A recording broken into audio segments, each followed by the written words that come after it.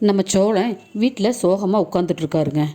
காயத்ரி தொடர்ந்து ஃபோன் பண்ணிகிட்டு இருக்கிறதுனால ஃபோனை ஏரோப்ளைன் மோடில் போட்டுட்டு கவலையாக உட்காந்துருக்காரு. ஃபோனை ஆன் பண்ணுனா காயத்ரி கால் பண்ணிடுவாங்க பயத்திலேயே அமைதியாக ஃபோனையே வச்சுக்கிட்டு பார்த்துட்ருக்காரு. சேரனும் நிலாவும் கிச்சனில் சந்தாவை பற்றி பேசிக்கிட்டு சமைச்சிக்கிட்டு இருக்காங்க.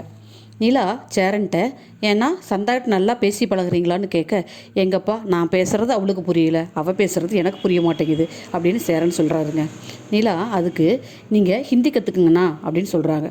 சேரன் நான் கூட வேலை செய்கிற பசங்கள்கிட்ட இருந்து முக்கியமாக ஒரு 5-6 வார்த்தை தெரிஞ்சிட்டோமா அப்படின்னு சொல்லிகிட்டே நான் ஹிந்தி கற்றுக்கிறதுக்குள்ளே சந்தா நல்லா தமிழ் பேசி பழகிக்குவான்னு சொல்லிட்டு சிரிக்கிறாங்க நம்ம சேரன். அந்த சமயத்தில் சேரன் முகத்தில் ஒரு பிரகாசமான 1000 வாட்ஸ் பல்பு எரியுதுங்க சந்தாவை பற்றி பேசினாலே. அந்த சமயம் சோழன் காரோட ஓனர் வீட்டுக்கு வராருங்க. அவர் சோழனை பார்த்து, ஏன் சோழா உனக்கு எத்தனை முறை ஃபோன் பண்ணேன், ஏன் ஃபோனை சுவிட்ச் ஆஃப் பண்ணி வச்சுருக்கேன்னு கேட்குறாரு.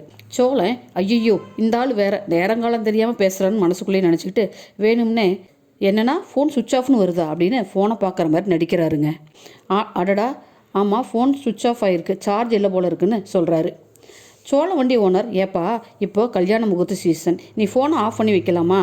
ஆமாம் நீ எந்த நேரம் பார்த்தாலும் ஃபோனை கையில் வச்சுட்டு தானே அலைவ அப்படின்னு கேட்டுட்டு, சரி சரி இப்போது 4 காசு பார்க்குற நேரம், ஒரு பார்ட்டி கோயம்புத்தூர் வர லாங்கில் போகணும்னு சொன்னாங்க, இன்னும் 1 மணி நேரத்தில் உனக்கு ஃபோன் பண்ணுவாங்க, அவங்கக்கிட்ட நீ பேசி போயிட்டு வாப்பான்னு சொல்லிட்டு கிளம்புறாரு.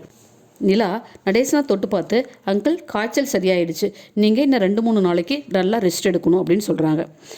இனிமேல் குடிக்கக்கூடாதுன்னு சொல்கிறாங்க. நீ வேறம்மா, சரி சரி அப்படின்னு சொல்லிட்டு பக்கெட் எடுத்துகிட்டு குளிக்க போகிறாரு நம்ம நடேசன். நிலா பல்லவனை தன் ஸ்கூட்டியில் கூட்டிகிட்டு போய் பஸ் ஸ்டாப்பில் இறக்கி விடுறாங்க. அங்கே காயத்ரி நிற்கிறாங்க. காயத்ரி பல்லவங்கிட்ட, ஏங்க சோளம் வரலையா அப்படின்னு கேட்க, பல்லவன் இன்றைக்கி லீவ் போட்டாலும் இதுக்கு ஒரு ஃபுல் ஸ்டாப் வைக்கணும்னு மனசுக்குள்ளேயே யோசிச்சுக்கிட்டு, உங்களுக்கு சோழனை தானே பார்க்கணும், வாங்க என் கூட நான் உங்களை கூட்டிகிட்டு போகிறேன்னு சொல்லிட்டு பல்லவன் காயத்ரியை தன்னோட வீட்டுக்கு ஒரு ஆட்டோவில் கூட்டிகிட்டு வராரு.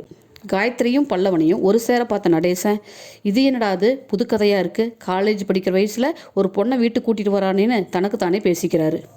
சோழன் வீட்டில் அமைதியாக பெஞ்சில் உட்காந்துட்ருக்காரு. பல்லவன் காயத்ரி வீட்டுக்குள்ளே அழைச்சிட்டு போய், இங்கே பாருங்கள் சோழன் இங்கே தான் இருக்காருன்னு சொல்கிறாங்க. காயத்ரியை பார்த்த சோழன் அதிர்ச்சியாகி எந்திரிக்கிறாரு. சேரன் பல்லவன் நடேசன் எல்லாரும் சோழனையே பார்க்குறாங்க. சேரன் பல்லவன்கிட்ட இது யாருப்பான்னு கேட்க, அண்ணா இதுதான் காயத்ரின்னு பல்லவன் சொல்கிறாரு. காயத்ரியா அப்படின்னு சேரன் குழப்பமாக கேட்க, சோழன் காயத்ரி கிட்ட எதுக்கு காயத்ரி வீட்டுக்கெல்லாம் வந்த அப்படின்னு கேட்குறாங்க. காயத்ரி அதுக்கு எத்தனை முறை ஃபோன் பண்ணாலும் ஃபோனை எடுக்க மாட்டேங்கிறீங்க, அதனால தான் உங்களை நேரில் பார்த்து என்னாச்சுன்னு கேட்கலான்னு வந்தேன்னு காயத்ரி சொல்கிறான். ஏன் சோழன் நீங்கள் என்னை லவ் பண்ணினீங்கல்ல, இப்போ ஏன் உங்களுக்கு என்னை பிடிக்க மாட்டேங்குது அப்படின்னு காயத்ரி கேட்குறாங்க. சேரன் அதிர்ச்சியாகி, என்ன லவ்வா, என்னடா இதெல்லாம் அப்படின்னு சொல்லிட்டு சோழனை பார்த்து கேட்குறாருங்க. சோழன் காயத்ரிகிட்ட நான் உன்னை லவ்வெல்லாம் பண்ணலை, ஃப்ரெண்டாக தான் பழகினேன்னு சொல்கிறாங்க. பல்லவன் தன் பங்குக்கு சேரன்கிட்ட, பாருனா இந்த சோழன் என்ன பண்ணி வச்சுருக்கான்னு சொல்கிறான். அதுக்கு பாண்டியன், இதெல்லாம் சோழனுக்கு தேவைதான், எத்தனை முறை சொன்னேன் கேட்டானா, நீ வா பல்லவா உன்னை நான் காலேஜில் ட்ராப் பண்ணுறேன்னு சொல்லிட்டு பல்லவனை கூட்டிகிட்டு போயிடுறாரு நம்ம பாண்டியன். சேரனுக்கு என்ன பண்ணுறதுனே தெரியாமல் அதிர்ச்சியாகி நிற்கிறாருங்க. ஓகே ஃப்ரெண்ட்ஸ், என் சேனலை லைக் பண்ணுங்கள், ஷேர் பண்ணுங்கள், சப்ஸ்கிரைப் பண்ணுங்கள் ஃப்ரெண்ட்ஸ். தேங்க்யூ.